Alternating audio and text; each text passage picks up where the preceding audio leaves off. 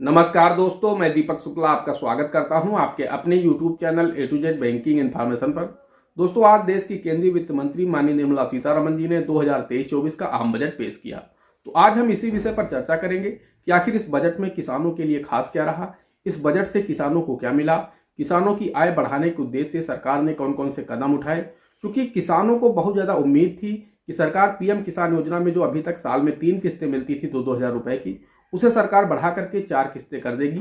यानी अब किसान को साल में 8 हजार रुपए इस योजना के माध्यम से मिलेंगे। तो दोस्तों, वीडियो में मैं आपको आगे पूरी जानकारी देने वाला हूं कि आखिर इस बजट में किसानों के लिए क्या खास रहा है। क्योंकि अगले वर्ष ही लोकसभा के चुनाव होने हैं, तो इस बजट को चुनाव से जोड़ करके भी देखा जा रहा है। ऐसी पूरी उम्मीद थी, एक्सपर्ट का भी मानना था कि सरकार किसानों के लिए इस बजट में कुछ खास जरूर करेगी, क्योंकि अगले वर्ष चुनाव होने हैं। चलिए वीडियो में आगे देखते हैं कि आखिर सरकार ने किसानों को क्या दिया है। क्योंकि किसानों को बहुत ज्यादा उम्मीदें थी इस बजट से। क्योंकि सरकार ने किसानों से वादा किया था कि किसानों की आय को हम वर्ष 2022 तक दोगुना कर देंगे। क्योंकि जो दूसरा कार्यकाल था बीजेपी सरकार का, तो उनका ये लास्ट बजट है। इस लास्ट बजट से किसानों को बहुत ज्यादा उम्मीदें थी कि क्या किसानों की आय को डबल करने का सरकार कोई ऐसा ठोस कदम उठाएगी, बजट में कोई ऐसा प्रावधान करेगी जिससे किसानों की आय में कुछ इजाफा हो सके। दोस्तों, वीडियो में आगे बढ़ने से पहले आप सभी लोगों से मेरी एक ही रिक्वेस्ट है, अगर अभी तक आपने हमारे इस channel A to Z banking information को सब्सक्राइब नहीं किया है तो प्लीज इसे सब्सक्राइब जरूर कर लीजिएगा। साथ ही साथ बेल आइकन अवश्य प्रेस कर लीजिएगा, ताकि जैसे हम इस तरह का कोई भी वीडियो अपलोड करें तो उसका नोटिफिकेशन आपको सबसे पहले मिले। चलिए शुरू करते हैं। दोस्तों, वित्त मंत्री जी जब आज अपना बजट भाषण पढ़ रही थी, तो जैसे ही किसानों की बात आई तो उन्होंने सबसे पहले ये कहा कि किसानों को जो 3% की सब्सिडी मिलती है केसीसी यानी किसान क्रेडिट कार्ड पर, वो उन्हें कंटिन्यू मिलती रहेगी। उसे भी रोका नहीं गया है, वह उन्हें कंटिन्यू मिलती रहेगी आगे भी। तो उनका सीधा सा कहने का मतलब यह था कि जो किसानों को रुपए 3 लाख तक के लोन पर 3% की सब्सिडी मिलती है, जो किसान समय से अपने किसान क्रेडिट कार्ड के लोन की अदायगी करते हैं, उन्हें सरकार की तरफ से जो 3% का सबवेंशन दिया जाता है वो उन्हें कंटिन्यू मिलता रहेगा। वहीं उन्होंने दूसरी बड़ी बात यह कही कि किसानों को जो किसान क्रेडिट कार्ड का लोन मिलता है, इससे बढ़ा करके 20 लाख करोड़ कर दिया गया है। यानी अब किसानों को केसीसी के माध्यम से लोन मिलने में कोई भी समस्या नहीं होगी। यह अमाउंट पहले कम था, इसे बजट में बढ़ा करके केसीसी का जो बजट है उसे 20 लाख करोड़ कर दिया गया है। तो अब देश के किसानों को आसानी से किसान क्रेडिट कार्ड का लोन मिल पाएगा।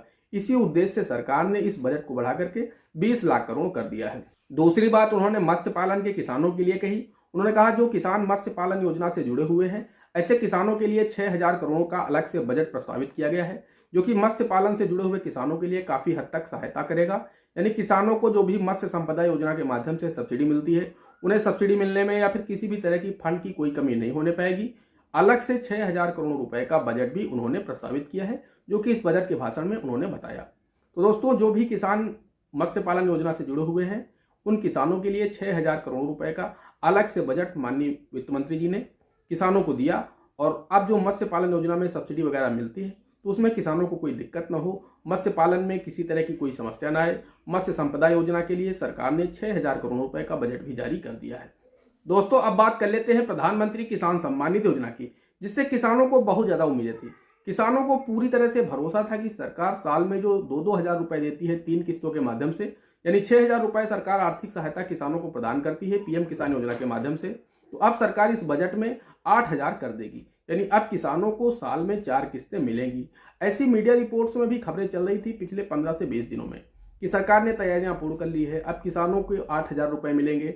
आप लोग अगर गूगल पर सर्च करेंगे तो वहां पर आपको हजारों आर्टिकल मिल जाएंगे, जहां पर बताया गया था कि सिर्फ और सिर्फ बजट में इसकी घोषणा होनी बाकी है।